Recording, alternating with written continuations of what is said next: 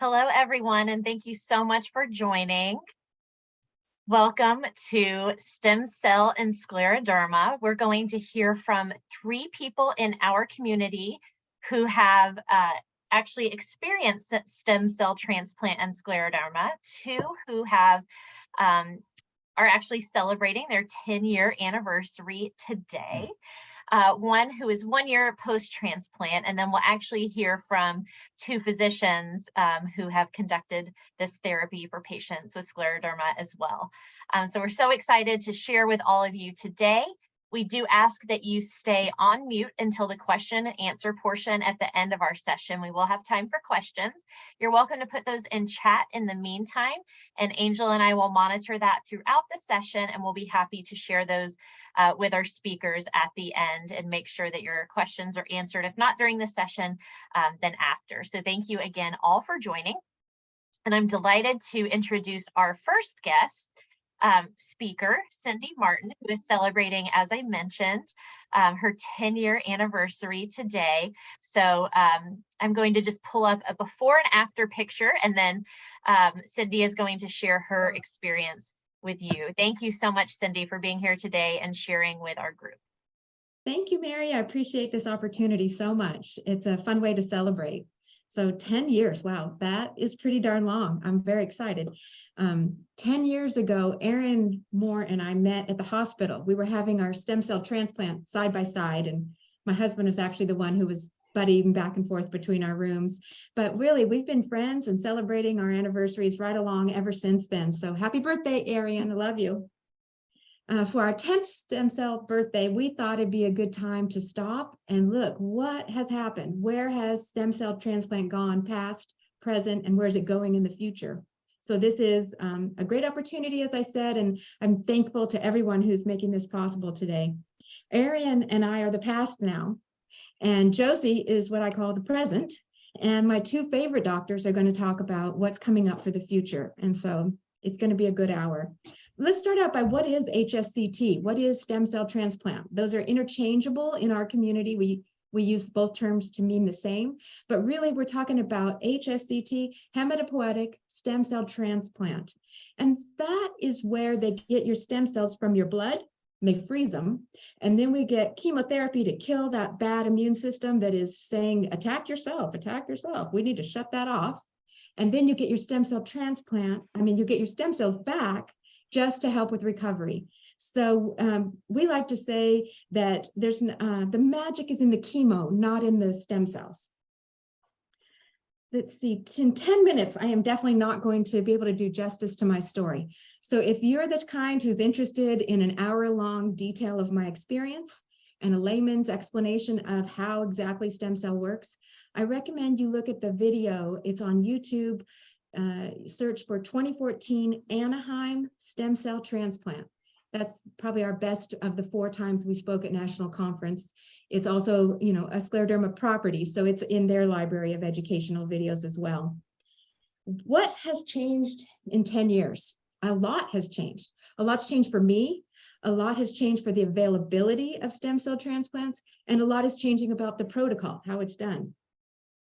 Basically, you have to be sick enough, but not too sick to get a stem cell transplant. And I met that requirement.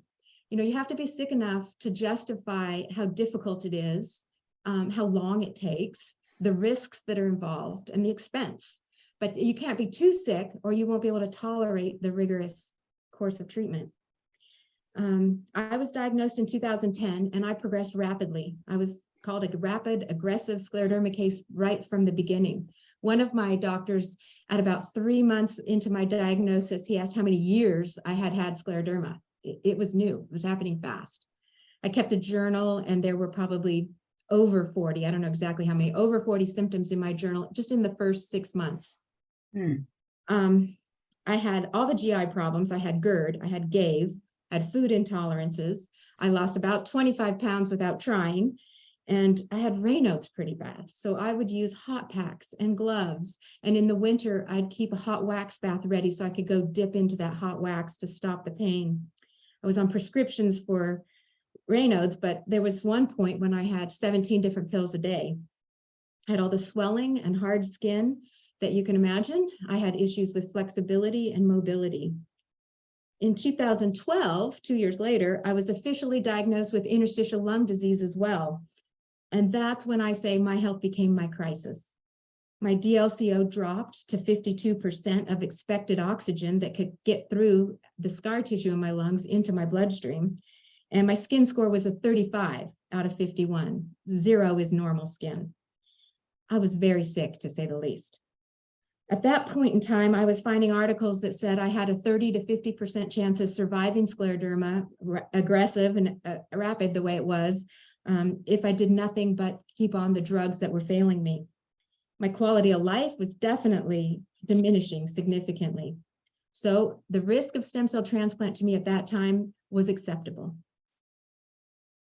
I got into Dr. Burt's ASSIST-2 clinical trial at Northwestern in Chicago, and I would have to say that it was a very long, slow, difficult process. I don't want to minimize how challenging it is to go through this.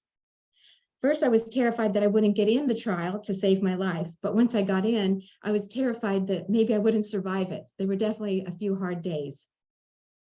The mortality rate was the problem. That's the scary thing. So before my time, before 10 years ago, there was something like a 10% mortality just from the treatment itself.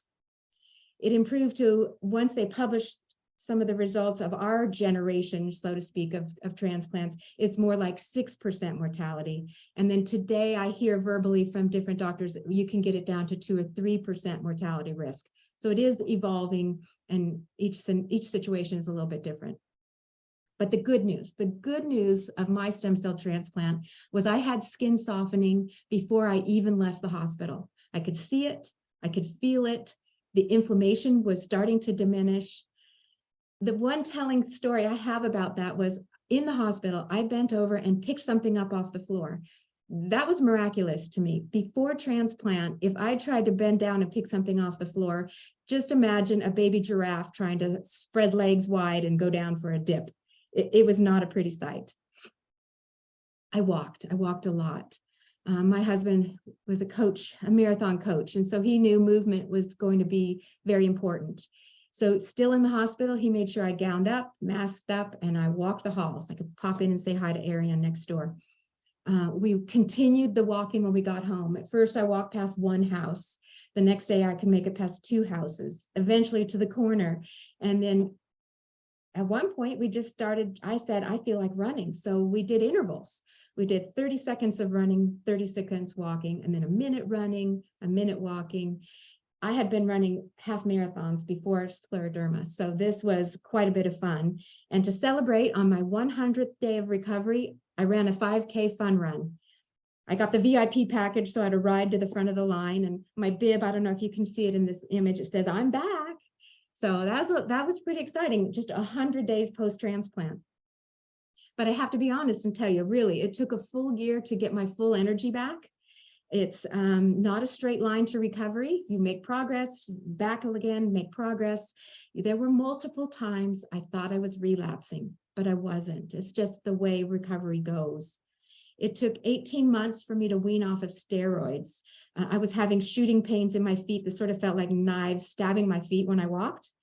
So once I finally got off 18 months later off those steroids, I've never had that foot pain since. 2 years later, what was happening at 2-year point? My lungs had recovered quite a bit. The shortness of breath became just a limited issue, not a constant everyday small walk issue. I had some food intolerances and some digestion imbalances, but in general, my GI was doing better. My brain fog was finally lifting at that 2-year mark, and I started hiking regularly. My friends would take me out, and I was being social again. That was a big deal. And I didn't think I could do it, but my group of 10 friends said, we're going to do the Grand Canyon. So we hiked the Grand Canyon. We did 22 miles over 2 days. There was 5,100 feet of climbing to get out of the canyon. That is some serious hiking. There's no way I could have done that before transplant. My body and lungs were not fit for it. So what's happening 10 years later? That's where I am now. I have to tell you, I don't have active scleroderma. I have some residual damage. My fingers are still a little hard, a little stiff, but really they function quite well. I don't feel any limitations other than not eating late at night. That will trigger my GERD, my bad heartburn. My only prescription I'm taking now is for scleroderma prescription is the omeprazole for GERD. I live an active, healthy lifestyle full of hiking up mountains and scuba diving, and I do lots of things with and for my family. And when I'm tired, it's a happy tired because I've been living hard. This year, believe it or not, I hiked Machu Picchu. That was another high challenge because that went up to 10,000 feet elevation. And for all these years before this year, that height would get me a lot of shortness of breath. My husband liked to say, if I got to 10,000 feet, I'd start flopping like a fish on the ground. So the progress is still happening. At the top of Machu Picchu, I'll tell you, I was happy and strong. I felt great. So I've got some results to show. Let's show that slide. It's comparing before transplant, 2 years out, 20 months, and then 10 years. So my lung function, as I said, it improved pretty quickly, but believe it or not, I continue to this day, this year, to have small increments still of improvement. So this year, my pulmonary function test crossed over to the normal range, and my DLCO is 83%. 80 is considered normal. My skin score has gone down. It went down quickly from that 35 down to 9, and now it's almost gone. My fingers are where the 3 are. My hands have that, just a little bit of hardness still. My GERD, so much better. I can tolerate a lot of food, and I do much, much better. I still take 2 omeprazole a day, and I can have some breakthrough heartburn if I eat too late or too heavily. What else? Raynaud's is much better. I still have it, but really, mostly just gloves are the solution for me. I don't need the hot packs or the prescriptions, and definitely not the hot wax anymore. So I want to talk about HSCT availability. How has that changed? I'd say 10 years ago, there was a lot of fear and misunderstanding around transplant, and that prevented most patients from having access to it. The fear I understood, because who came before us, those people faced a lot of high risk, and there were a lot more bad outcomes, which is the soft word for saying people died. That's scary stuff, and I understand that that creates fear. But there was misinformation that lingered way too many years longer than it had to. A lot of doctors, I'm not talking about the specialists, but a lot of those doctors we see at our home practices, they had old information. They weren't keeping up with what the changes were, the smaller clinical trials that had modified and ended up publishing or modified again and make improvements. And so to combat that, my thing I could do is I started a Facebook group called Scleroderma Stem Cell Pioneers. And we wanted to get accurate information out there. We wanted to support patients to be their own advocate and just be a support group as people went through it. And it's been a great community. I invite you to join and continue this conversation. We have thousands of members from around the world. We have hundreds of people who've already had the transplant, and a lot of them are willing to share their wisdom and their support. And so it's a great place to come hang out. I want to talk about the financial burden that has changed. 10 years ago, Erion and I had to fight really hard to get insurance to pay for our transplant. It was in clinical trial only, considered experimental, and a lot of us would get rejection, denials, we'd have to appeal. There's a lot of stories. I actually know quite a few people who did fundraising, and they had to get $150,000 to $175,000 to pay for their transplant. That is a barrier. So what's happened that's different? Well, once the Scott trial was finished and they published their results, now we have stem cell transplant is considered the standard of care for aggressive scleroderma, particularly with lung involvement. So it's not experimental, and now insurance companies are approving it much easier. I'm not sure that it's a blank check. You still have to be deemed to need it. It has to be medically necessary. HSCT protocols have changed. That's how they actually do the transplant has changed and evolved, and they continue to evolve. And I hope that the upcoming trials that you're going to hear about today, I hope that they continue to push and get the toxicity down and get the relapse rates down. So those are the things we still need to work on a bit, and they are working on it. Future patients are going to benefit from the hard work that's going on today. They're going to benefit for the, the strength of perseverance and pioneering spirit that patients have when they enroll in these trials too. So I encourage that. Anyway, I'm just so happy to celebrate 10 years. And I can honestly say I have no active scleroderma and I am living a really good life. I have good lungs, I have good skin, wrinkles and all. So thank you so much for your time and your interest. Thank you so much, Cyndy, for sharing your story. And you've set us up beautifully to introduce our next speaker, who you heard Cyndy reference in her story that she shared, that they actually had their procedure at the same time. And so I'm going to ask Erion Moore to turn his video on and share with you Erion's before and after. And so Erion is also celebrating his 10-year anniversary. And so we're going to hear his story next. Erion, thank you so much for joining us. And I'm going to spotlight you. Thanks so much. Thank you. Appreciate the transition. I really didn't want to go second because it's like a school project when you've come up behind a better speaker. Now you got to live up to it. But thankfully, I'm not last, so that works out. Yeah, so I was diagnosed in 2008 after about a year and a half of some struggles with physical movement. I was a college athlete, playing basketball, did some track, and then just maybe like many of you, things started changing that you couldn't explain. Even doctors would just kind of, for me, when you're an athlete at your early 20s, they're just like, oh, it's wear and tear. This happens from years of sports, it's accidents, so forth. And you kind of live with it for a while. You just say, well, this is what it is, no medication. And then over time, I got many of the little symptoms that started to add up. Got the Raynaud's, got the tightness around the shoulders, and just unexplainable. Physical therapy wasn't really helping at the time. We were trying, but I wasn't showing improvement. And about, again, in 2008, I was also working juvenile probation and playing semi-pro ball. And what really made me figure out something was that I was chasing this young kid. I wasn't going to do nothing to him, but I couldn't catch him for the life of me. And he was one of those, young kids that's real goofy. I couldn't catch him. And I was also playing ball, and someone I consider short at 6'3" jumped clear over me, and there was nothing I could do about it. And so that was where I was like, no, I got to make sure my doctor actually figures out this isn't normal for a young 20-year-old. And so after, I don't know, a couple hours, she kind of said, you know what, I'm putting all these symptoms together and it makes sense. she had just learned about scleroderma, and she said everything is lining up: the tightness, the endurance, which is the breathing, the Raynaud's, and I was starting to lose weight.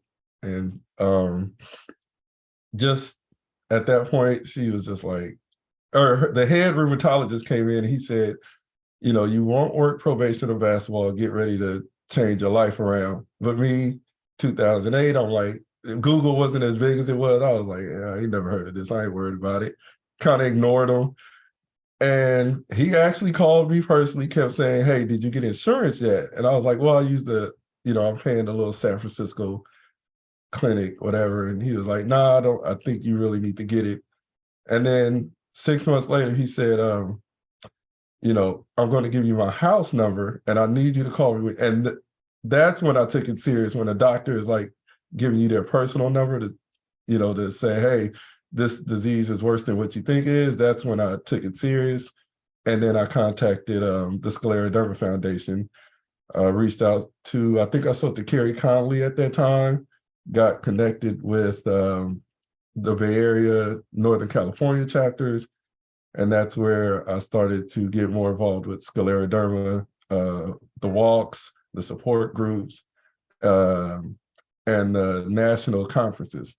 I then moved up to Oregon, and that's where my physical health started to decline. So I was, or still am, 6'6", if you can lay me down straight.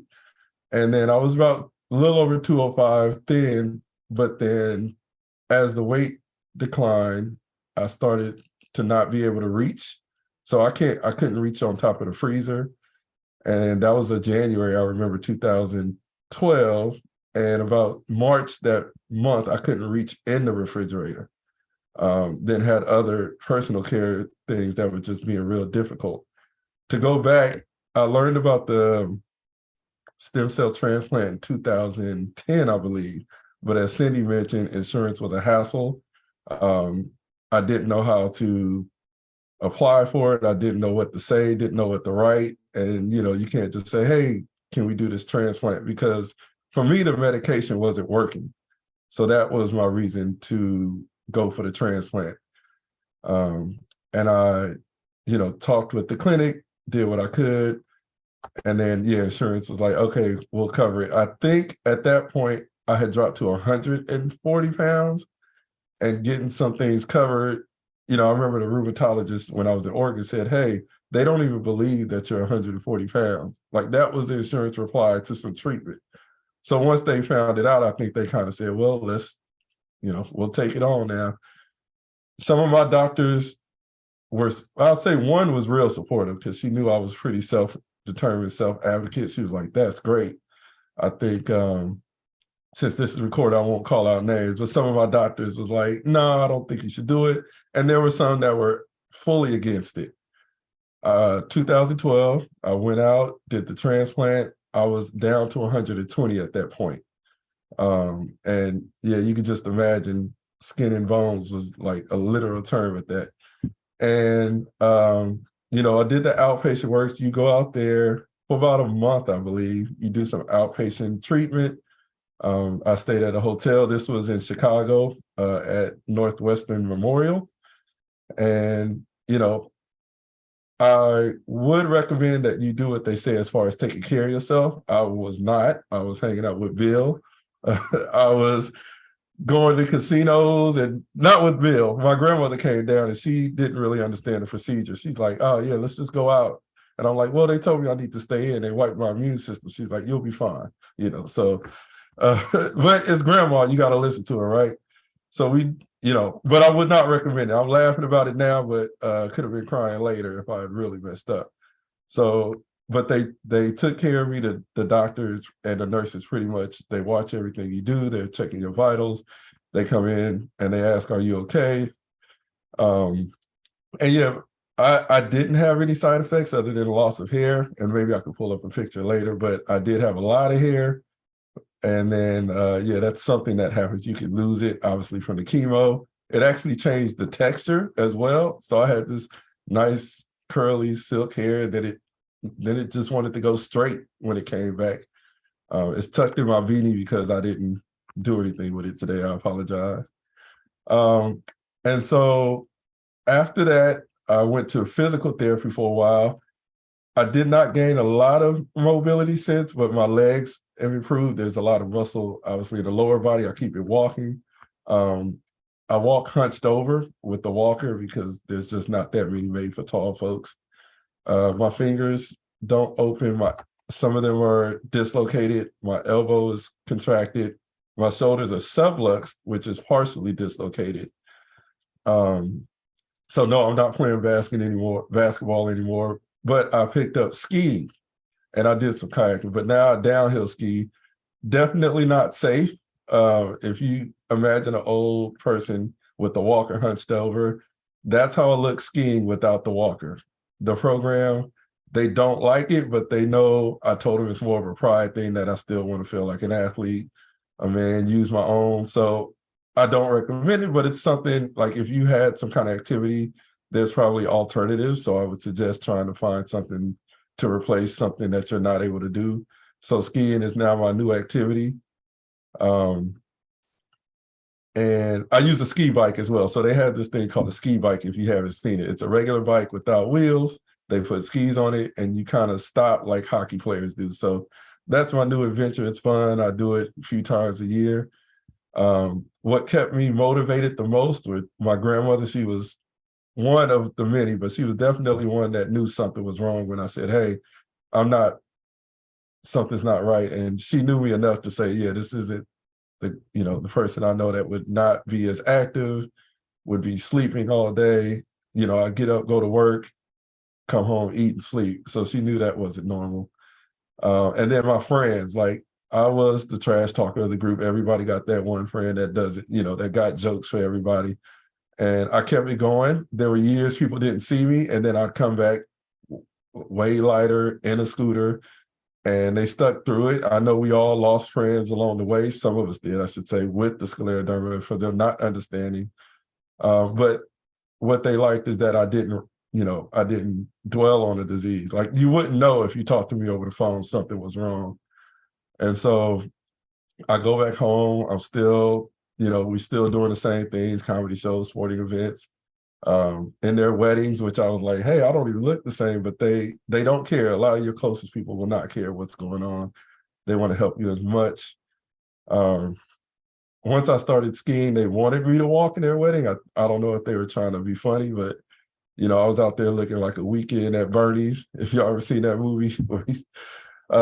So yeah, and I was able to return to work, a different work. I'm not in criminal justice or law enforcement anymore. I'm doing more criminal justice and mediation, but thankfully there's ways to use the computer or other ways to be active. So hope you all learned something from Cyndy and myself, and look forward to hearing more stories from y'all.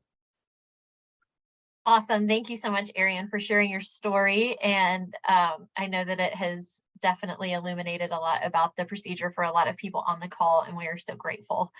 I am delighted to introduce our next guest, who is Josie Garcia. And so you've heard from Cyndy and Erion that they are 10 years post-transplant. And Cyndy said, we were kind of the pioneers, and Josie now is the future. And so you'll hear from Josie.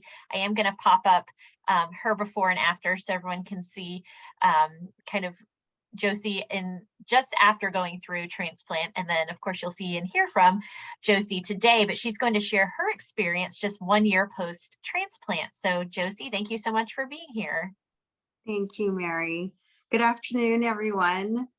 My journey starts back in June of 2012. That's when I was diagnosed with systemic diffuse scleroderma, Raynaud's, interstitial lung disease, GERD, and myositis. In March of 2013, I began to research Dr. Burt's clinical trial, which of course Cyndy and Erion had gone through, and because I was having lung function decline. Within 6 months, I went from 104% DLCO to 61%. But by year end, CellSet began to stabilize me, so I didn't pursue it any further. For the next 5 years, my doctors considered me to be mild in disease progression with immunosuppressant therapy. My Rodnan skin scores were averaged about 14, and my DLCO was 91%. In March of 2020 is when things began to change for me. There was COVID shutdown, so only video appointments were available. My skin was beginning to tighten. I had horrible, debilitating, severe itchiness and nerve pain. In July of that same year, I was diagnosed by my dermatologist as having diffuse cutaneous systemic scleroderma. In August, my rheumatologist had suggested that I go through IVIG infusions. And unfortunately, after the second day of treatment, I had a severe allergic reaction. I had horrible headaches and a high fever. And I was admitted into the hospital with aseptic meningitis. The hospital doctors that I saw then at that time had reported back to my rheumatologist that my symptoms were a lot worse than I was describing to her through our video appointments. My DLCO at that time was 59%. In November, I was finally able to see my doctor in person. My skin score was 41 out of 51. I had ulcers on my arms. I could not reach above my head or behind my back. I couldn't put on clothes very well. I couldn't put on my shoes. Tepid water on my skin felt like stinging fire. I dropped things pretty easily because my fingers were curled and I just couldn't grasp things very well. My face had tightened so much that I was only able to put about 1.5 fingers into my mouth. So that's when she brought up the subject of autologous stem cell transplant. Blew my hair back. I was shocked to have her bring that up to me simply because I thought, I'm 8.5 years post-diagnosis. This doesn't make any sense to me. And number two, I didn't think I was that bad. So a couple months later, I ended up having a consult with the transplant doctor and my rheumatologist, and was told that my medications were no longer stalling the progression of the disease.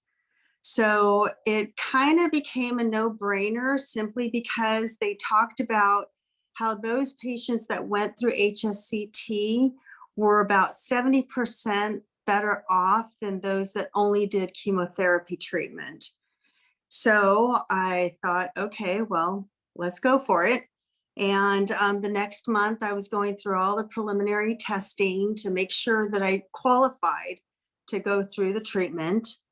In mid-March, I was admitted into the hospital and went through my stem cell collection. The first day was uneventful. The second day I had severe hand cramping. And by the end of that month, I was admitted into the hospital. I was there for a little over 3 weeks. I had 2 days of full body radiation and 2 days of aggressive chemotherapy. Now, the full body radiation, that was where they put me in what I describe as a cocoon. And so it was like a bean bag, and what it would do, it was soft at first, and then they would, form it around my body so that I would lay in this for the 45-minute sessions. It was very painful. It was very difficult getting in and out of it simply because it became hard and it didn't budge. And so I had to try to crawl up into this cocoon and lay there. It felt like I was laying on jagged, pointed, sharp rocks. It was really, really painful. April 5th was my new birthday. So I had my stem cells reinfused back into my body. Took all of 8 minutes. That evening I had a reaction to the preservative. I had some hives and itchiness, but other than that, everything was all good. On day +1, the shininess that I've had in my arms became more matte looking. I had double vision issues for a week. They couldn't figure out what was going on or what was happening other than helping to treat for it. Nothing tasted right. I didn't have an appetite. Nothing tasted good. And unfortunately, I stayed that way for about 9 months. The medical soap and towels that they used in the hospital were very harsh on my skin. And so they allowed me to use blankets and more mild soap. I lost all my hair at day +14. Prednisone, of course, as those of us that have gone through this know, it's a wonder drug. I was able to walk 2 miles a day. I loved it. I was on top of the world. And unfortunately, once I weaned off, I tanked pretty hard. My transplant doctor, in hindsight, thought that she weaned me off a little quick, but I didn't want to go back on any kind of low dose. I just decided that I wanted to try to work through it, but it was pretty hard for several months. My pulmonary doctor had suggested that I go through pulmonary rehabilitation. He would put his lung transplant patients through that, and it was an absolute godsend. It taught me how to breathe properly so that I wouldn't get so fatigued. So that was very, very helpful. My skin score slowly started to decrease from 41 back down to 14, and that's about where they hover today. The tightness in my torso, my arms, my legs, fingers, back, my face all started to lessen. I had wrinkles again. I can now put 3 fingers into my mouth. My hair grew back curly. My hair was bone straight, and now I've got curls. Physical therapy and hand therapy have been wonderful for me because it gave me greater range of motion back. There was no change to my Raynaud's or interstitial lung disease. I knew going in that more than likely there would be no change to that, and that was true. I'm an avid golfer, and I was able to play my first 9 holes of golf on January 16th of this year. My last time that I had played around was in 11 months prior. Today is my day plus 593. I absolutely have no regrets going through this process. This modern day medicine miracle gave me my quality of life back. It has been such a gift and a blessing. The tightness in my upper arms is back to being shiny. I do have minor itchiness in my arms and in my torso, but those are the tightest areas on my body. My GERD is so much better. I'm down to 1 medication and I'm weaning myself off of it now. I'm still at the maximum dose of immunosuppressant therapy. I did not take the Myfortic for about 60 days post-transplant, but my doctor believed that it was best that I go back on it. So I've been on it ever since, along with another host of medications as well. My transplant team, who I call my angels here on earth, really treated me with kid gloves because I was the second patient with scleroderma to go through stem cell transplant at Stanford. There have been a few minor setbacks that I've had that put me back in the hospital. The first one was that I had severe headaches and head pain. Again, they couldn't come up with a reason as to why it had happened. The second time I went in was for pneumonia in March of this year. And then the third time was for COVID, and that was in late June. The full body radiation obliterated all of my childhood vaccinations. So I'm in the process of going back through those to get those all done. The support that I received from my family, my friends, church, my golf and local communities has been massive, immense, and deeply humbling. I don't know where I'd be without the wonderful people that have been in my life as I went through this process. I want to thank Cyndy and Erion for allowing me to be here today. It's been such an honor. Congratulations to both of you on your 10th anniversaries. If it wasn't for you two to pioneer for those of us coming up behind you, who knows where we'd be, but thank you for going through that for the rest of us. Thank you all for your time, and I appreciate each of you listening to my journey.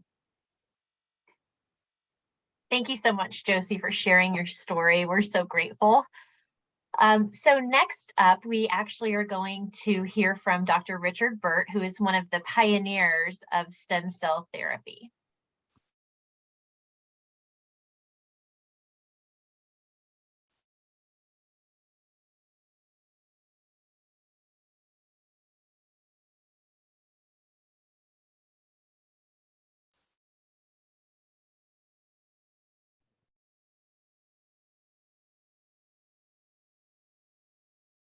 Chat.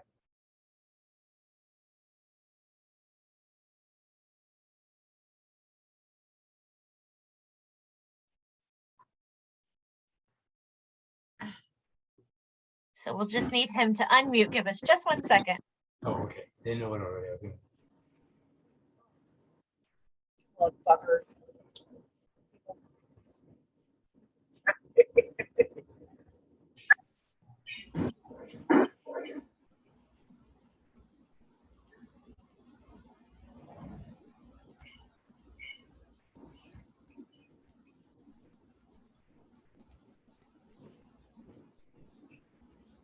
I wanted to thank Bill and Cyndy Martin for giving me this opportunity to transplant for scleroderma.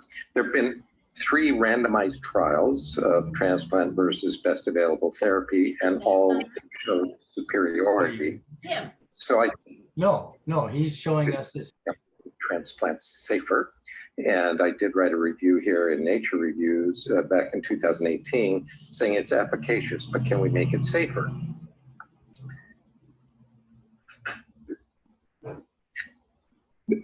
What I want everyone to know is that the autologous transplant, the name's a misnomer. The stem cells have no therapeutic effect. It's just a name we gave to people after they get chemotherapy or biologics that drop their cell counts and stem cells are reinfused. But there's no therapeutic effect. It's a supportive blood product. So as a caveat emptor, the results and toxicities of transplant are from the regimen and patient selection, not from the hematopoietic stem cells. Basically, there are 3 non-myeloablative regimens out there. The ASSIST, developed by myself, reported in Lancet in 2011, 2013. The ASTIS by the Europeans in JAMA of 2014. Most recently, the CAST regimen, developed by myself, reported in Bone Marrow Transplant in 2021. And there's one myeloablative approach, the SCOT by NIAID, published in the England Journal of 2018. And that's the predominant one used in America and in Canada. However, outside of America and Canada, the most common ones are non-myeloablative, ASSIST or ASTIS. And ASSIST and ASTIS are very similar, subtle differences I'll go over in a minute. And then CAST, I designed to try to make it even safer. So here are the basic regimens, listing from the top down the most toxic and most expensive regimen to the least toxic and least expensive. The most expensive is SCOT trial. It's myeloablative. In other words, if you don't get stem cells back, you will not recover because the bone marrow will not make new blood products. And it's marrow-ablative predominantly because of the total body irradiation at 800 centigrays as shown here. It also gives Cytoxin at 120 and equine ATG at 90. They reported a 6% mortality, but they had another patient with MDS that had not yet died, and that is due to the radiation. MDS is a particularly wicked type of leukemia that really can't be cured.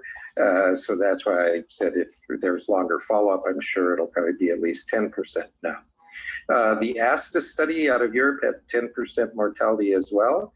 They used 200 Cytoxin and 7.5 of rapid ATG. The ASSIST trial that I ran in America had 6% mortality, so it's definitely less. It used the same dose of Cytoxin, but less ATG. And that little difference in ATG, as well as whether you use CD34 select or not, are very important for preventing infections. For instance, there was a death in the ASTIS trial from an infection of Epstein-Barr virus that is a result of that higher dose of ATG that doesn't happen at these lower doses with no selection. And then the CAST regimen, which had a mortality of 2.4%. So the COT trial only had about 33 transplants in their transplant arm. The ASTIS had 78, the ASSIST had a total of 98, and the CAST regimen had 44. So they're small numbers, but you can see that the CAST regimen, even with more transplants than SCOT, has lower mortality. And it's because the regimen is different. The Cytoxin dose has been dropped, fludarabine's added, the ATG's is the same. So what are the differences in these regimens? In the SCOT regimen, they CD34 select, that is, they purify the stem cells before infusing them back in, just as they did in the European study. The ASTIS and CAST regimens, we don't do that. If you select the CD34 cells, you increase the risk of viral infections because of elimination of lymphocytes. You also add about $20,000 to the hospital bill. And it doesn't appear to be necessary for this particular autoimmune disease for the results. Do the transplants improve your skin score and quality of life? And that's yes for all 4 regimens. Does it show better lung function? Yes for 3 of the regimens, but not the SCOT. The lung function did not get better, and it's because of the total body irradiation.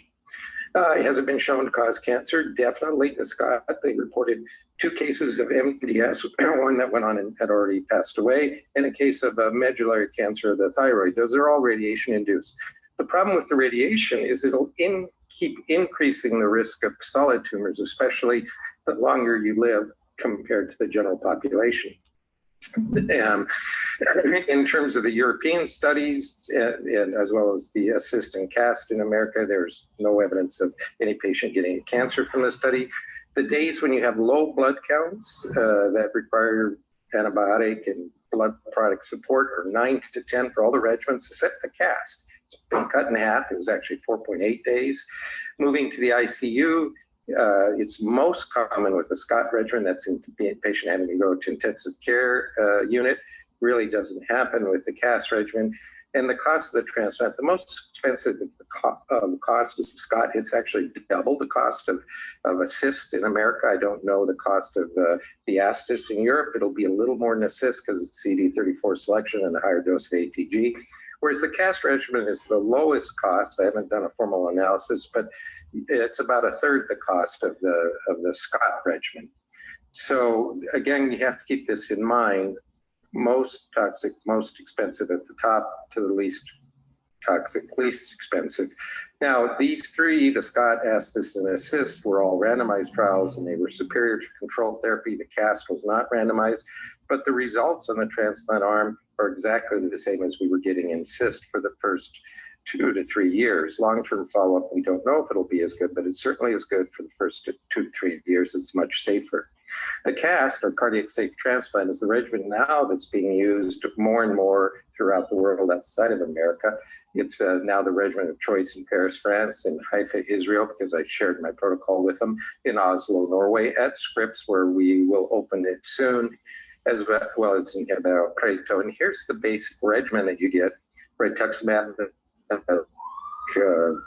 antibody infusion. You get 4 days of fludarabine, only 1 day of cyclophosphamide, day 2 rituximab. Engraftment, again, is usually right here, that early. So it's much safer because of the decreased dose of cyclophosphamide. It's safer on the heart. It's the lowest dose of any of the regimens. And also the days of neutropenia, or of stress for the body with low count, is only 5 days, roughly cut in half. And so I think we know that transplant is effective, but it does have a high treatment-related morbidity and mortality. And the goal now for the future is to decrease that morbidity and mortality, which is what we're doing here and why this new regimen CAST is being used. So I just want to summarize with 2 books that you'll find helpful. The one on the right, Hematopoietic Stem Cell Transplantation for Cellular Therapies and Autoimmune Disease, is a medical textbook with 140 authors from universities around the world, professors, associate professors. It's 686 pages. For the patient, it might be a little boring. It's written for medical professionals. However, this lay book, which I have finished, and you can now order it on Amazon. You can order either book on Amazon. But this lay book, I hope you'll find very interesting. I wrote it for lay books. It's really a profile in patient stories. And it hopefully will, I think, convey a lot of information, as well as the pain and suffering of these diseases that patients go through and the results after transplant. I was very fortunate in that the foreword to the book was by His Holiness the 14th Dalai Lama. And I definitely recommend it for you or for loved ones or for family members of anyone with an autoimmune disease. Thank you.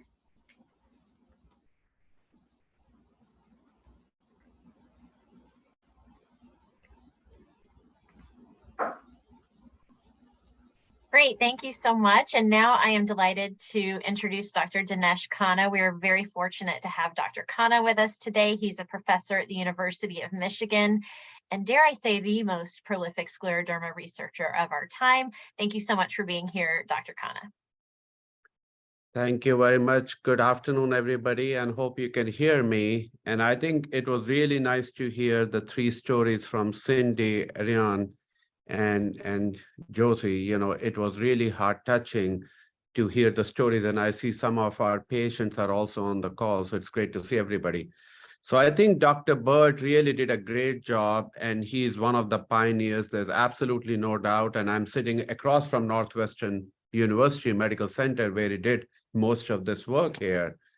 I'm going to provide a rheumatologist point of view because we are the doctors who send the patients for stem cell transplantation. So I just want to provide a different viewpoint when it comes to a rheumatologist.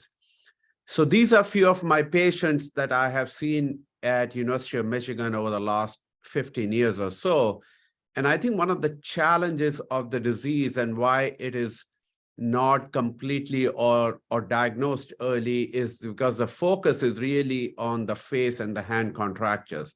And we tend to forget the multi-system involvement of the disease, especially when you look at the digital ischemia, you look at the cardiac fibrosis, lung fibrosis, Raynaud's phenomenon, calcinosis, nail fold capillary changes. So it's a multi-system disease, but it is very, very, very heterogeneous. And I think the FDA, the Food and Drug Administration, asked me a while ago, Dinesh, give us a slide. How do you manage early scleroderma? And it was quite disappointing to put this slide because when you look at how we manage scleroderma in 2022, if you come with Raynaud's phenomenon and digital ulcers, we give you vasodilator therapy. It may be Viagra, sildenafil, calcium channel blockers. And if you come with lung or skin fibrosis, like we heard from Cyndy and others, we tend to give you Myfortic, Cellcept, Methotrexate, rituximab, antifibrotics, and then we give you kind of a mixture of different medications in a supportive role. But you can see the problem out here. It is being reactive. We are not being very proactive like what we do in rheumatoid arthritis or what we do in lupus and other diseases. This is a study that we did in 12 US scleroderma centers. There are 301 US scleroderma patients that are part of it, and with a very, very early disease duration, 1.2 years. There are 2 or 3 things I want to make out to highlight out here. Number one, majority of the patients who are treated in US are treated with mycophenolate mofetil. So 40% of the patients came into the cohort who were on mycophenolate, and during any time during the registry, about 70% were on mycophenolate. And if you look here, the autologous stem cell transplantation, there was only 4 patients, and all at University of Michigan during the course of the study who had autologous stem cell transplantation. So it's very, very, very rare to get the autologous stem cell transplantation. Now, belief within the rheumatologist and doctors is that mycophenolate works really well. And if you look at all the clinical trials, that is true for a period of year or 2, but I want to show you the long-term outcomes over a period of 10 years in this cohort. A worsening of skin score, which is a modified Rodnan skin score, real worsening, what we heard from Cyndy, what we heard from others, that the skin was progressively getting worse. Despite being on mycophenolate, you see about 25% of the patients at about 1 year had a clear worsening of their skin disease. It was a different pattern for worsening of lung fibrosis, a clear significant worsening of lung fibrosis. At a time of about 5 to 10 years, there was about 35% of the patients who had worsening of their skin disease. And again, the higher mortality, about 15% at the end of 10 years. So despite our feeling and assertion that mycophenolate and these therapies work, when you look at the longer term outcomes, it are less than optimal. And I congratulate Cyndy and Erion and Josie and others who have really been their own advocates to push forward regarding the stem cell transplantation. So let's take a step back. I think Cyndy did a great job trying to highlight why we do stem cell transplantation. And I just want to highlight for you, it has been developed as a therapy after many positive observations in transplant registries. And it's thought to reset your immune system. So you're really resetting your immune system by giving aggressive chemotherapy. And like Dr. Burt said, like Cyndy said, stem cells are not doing anything, although there are centers like ours that used a CD34 column to take out the bad antigens. But the key point is you take out your stem cells, you preserve it, you ablate your whole immune system, and you give the stem cells back. Now, I'm not going to talk about the expertise of Dr. Burt about ASSIST, ASTIS, and SCOT trial. At Michigan, we focus on SCOT study, and Dr. Burt was absolutely right. There's a higher toxicity that is associated with the SCOT study, although the amount of cytoxin that is given in the SCOT is about half what you would get otherwise when we compared the Cytoxin to the SCOT study. Now, I want to talk a little bit of total body radiation because that's a topic that most of the lay people don't understand. Why do bone marrow transplant folks give total body radiation? So if you think from a historical perspective, it was to eliminate the residual cancer cells. Chemotherapies can do so much, but you really have to target every nook and corner of a room of the body to kill the cells. You need to deplete bone marrow because when you give stem cells, it is able to engraft those stem cells, and then it has a potent immunosuppressive effect. In the SCOT protocol, which I was part of, it was really to eliminate what we heard from Josie and what they did in Stanford, is to eliminate resting or non-dividing autoantigens or bad antigens that cause scleroderma. And I will show you the data that 1 in 3 people without total body radiation have a flare or relapse of the disease. And usually it's fortunately milder flare. So we did that to kill the resting or non-dividing autoantigens, deplete the bone marrow, and decrease the dose of the Cytoxin. In the SCOT protocol, we shield the lungs and the kidneys before we do the stem cell transplantation. So as Dr. Burt mentioned, there is a yin and a yang. There are benefits and the risks. So, what he talked about is CAS therapy, which is out here. And then you go to ASTIS, which has a more potent immunosuppression. And then you have the myeloablative immunosuppression. So as you go from the left to right, you are giving more toxicity with radiation from non-myeloablative to myeloablative regimen. And you can talk about minimal impact on the bloodlines to irreversible impact on the bloodlines. But I think the data that is really, really informative to me as a rheumatologist is what has happened over a period of 20 years. So we'll look from 1994 and we'll go all the way to 2015. When you look at a 100-day transplant-related mortality, it has dramatically improved from 6.4% to 1.3%. That's a dramatic improvement. It's part of the improvement in the regimen. But I think the most importantly, the rheumatologists get a lot of kudos because we have been very careful to send appropriate patients for stem cell transplantation. When you look at three-year transplant-related mortality, it goes from 7% to 3%. But when you look at the disease flare, recurrence of the disease, that's exactly what we see. 1 in 3 people after they get the non-myeloablative stem cell transplantation have a flare, and the flare is a recurrence of the same disease how they started. Now, there are fortunate people like Cyndy who have done really well, or 2 out of 3 just do absolutely fine. And when you look at the overall survival has been improving, and 90% is very impressive, but we would like it to be 98% or higher. And again, another way to look at the SCOT protocol versus the EBMT registry, you look at the patients here in the European blood bone marrow transplant registry in green, and you see about a 35% flare, whereas when you look at the SCOT protocol here, it's about 20%, so 2 times the risk of flare. Again, I'm not advocating one therapy is better than others, but I'm just showing higher immunosuppression is associated with higher or longer remission. And if that's what your goal is, then you give higher myeloablative immunosuppression. But if there are concerns regarding total body radiation, then you go towards a CAS protocol. So other thing that we have been trying to explore, and I will show you a very exciting study that we are part of, is the allogeneic stem cell transplantation. So there are many advantages of doing allogeneic stem cell transplantation, and the biggest one is that you take healthy donor transplant without the genetic predisposition for scleroderma. So I told you 1 in 3 people will flare without the non-myeloablative transplant therapy. What can we do? Can we give you healthy donor cells so you do not have a genetic risk of predisposition of scleroderma?